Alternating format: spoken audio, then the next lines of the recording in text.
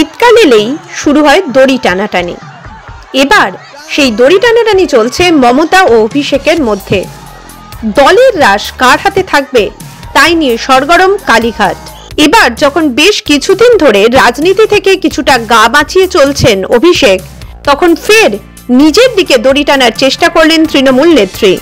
বুঝিয়ে দিতে চাইলেন দলে তিনি যা বলবেন সেটাই হবে। স্পষ্ট করে দিলেন প্রবীণদের সম্মান দিয়েই চলতে হবে নবীনদের, মর্যাদা দিতে হবে সিনিয়র লিডারদের। সিনিয়র লিডারদের যোগ্য মর্যাদা দিতে হবে, সিনিয়র লিডারদের যোগ্য মর্যাদা দিতে হবে। এটা আমি বারবার বলছি। পুরনো চাল কিন্তু ভাতে বাড়ে আর নতুন চাল আগে বাড়ে। দুটো চালকেই আমার দরকার, পুরনোকেও দরকার, নতুনকেও দরকার, পুরুষকেও দরকার, মহিলাদেরও দরকার, ভাইদেরও দরকার, বোনেদেরও দরকার, সবাইকে নিয়ে চলতে হবে। এর আগে বারবার দেখা গেছে তৃণমূলের নবীন প্রবীণ বিতর্ক। অভিষেক লবি ছুঁড়ে ফেলে দিতে চেয়েছে প্রবীণ নেতাদের। লোকসভা ভোটেও বৃদ্ধদের টিকিট না দেওয়ার পক্ষে তৃণমূল সাধারণ সম্পাদক। তার মতে এমন হলে সিপিএম এর মতো দশা হবে তৃণমূলের। অন্যদিকে একথা মানতে নারাজ মমতা বন্দ্যোপাধ্যায়। নেতাজি ইন্ডোরের সভা থেকেই সেই বার্তা দিয়েছেন তিনি। এবার উত্তর 24 পরগনার দেগঙ্গায় গিয়েও একই বার্তা দিলেন মমতা। একই সঙ্গে উত্তর 24 পরগনায় তৈরি করে দিলেন নতুন কমিটি।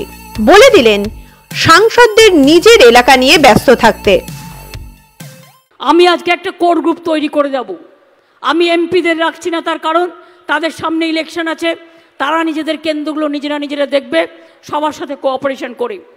আমি মনে করি একটা বিশেষ করে তৃণমূল কংগ্রেসের জয়কে সুনিশ্চিত করবার জন্য নির্মল ঘোষকে চেয়ারম্যান করে ব্রাত্য বোস, শোভনদেব চট্টোপাধ্যায়, রথিন ঘোষ, চন্দ্রিমা ভট্টাচার্য, সুজিত বোস, তাপস রায়, নারায়ণ গোস্বামী, বীণা মণ্ডল, নুরুল ইসলাম, বিশ্বজিৎ দাস, গোপাল শেঠ, মমতা ঠাকুর, সুরজিৎ বিশ্বাস, সুকুমার মাহাতো, রফিকুল ইসলাম মণ্ডল, তাপস দাশগুপ্ত, রফিকার রহমান, এটিএম আবদুল্লাহ, গোবিন্দ দাস, এদের নিয়ে একটা আমি কোর কমিটি তৈরি করব এবং অন্যান্য সাংসদরা এবং বিধায়করা তারা এই কমিটিতে তাদেরও আমন্ত্রণ জানানো হবে।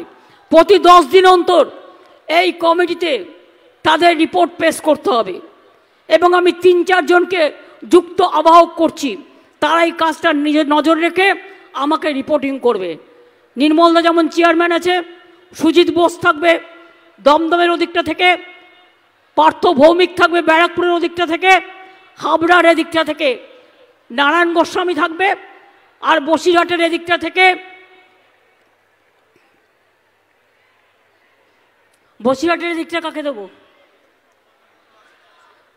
নুরুলের শরীর খারাপ আর ওর যে লোকটা আছে বদমাশি করে, আমার কাছে সব খবরই থাকে।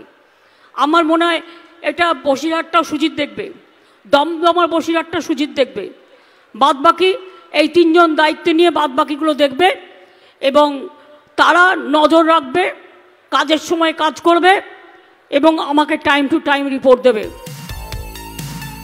এখানেই তৃণমূল নেত্রীর বার্তা খুব গুরুত্বপূর্ণ। তার নির্দেশ নিজের সাংসদ এলাকায় কাজ করুন সাংসদরা। তার মানে অভিষেক বন্দ্যোপাধ্যায়কেও কি একই ব্র্যাকেটে ফেলতে চাইলেন তিনি? বুঝিয়ে দিতে চাইলেন দলের রাশ টানার চেষ্টা করো না। এ নিয়ে অবশ্য টিপ্পনি কাটতে ছাড়েননি বিজেপি নেতা দিলীপ ঘোষ। তার মতে তৃণমূল দলের এখন যে অবস্থা তাতে দলের রাশ কারুর হাতেই নেই। টিএমসি দলের রাজ কারো হাতে নেই, ভগবানের হাতে আছে। যতদিন চলছে চলছে, যেদিন শেষ হয়ে যাবে চলে যাবে। ডাকাতদের দল, তার আবার রাজ কি থাকে? বিরোধীরা কটাক্ষ ছুঁড়ছেন, দলের মধ্যেও প্রশ্ন উঠছে। তবে দলের রাশ নিজের হাতে রাখতে প্রকাশ্যে বিবৃতি দিতে কসুর করছেন না তৃণমূল নেত্রী। ফলে বছর শেষে টাগ অফ ওয়ার যে জমে উঠেছে তা বলাই যায়। মাধ্যম ব্যুরো রিপোর্ট।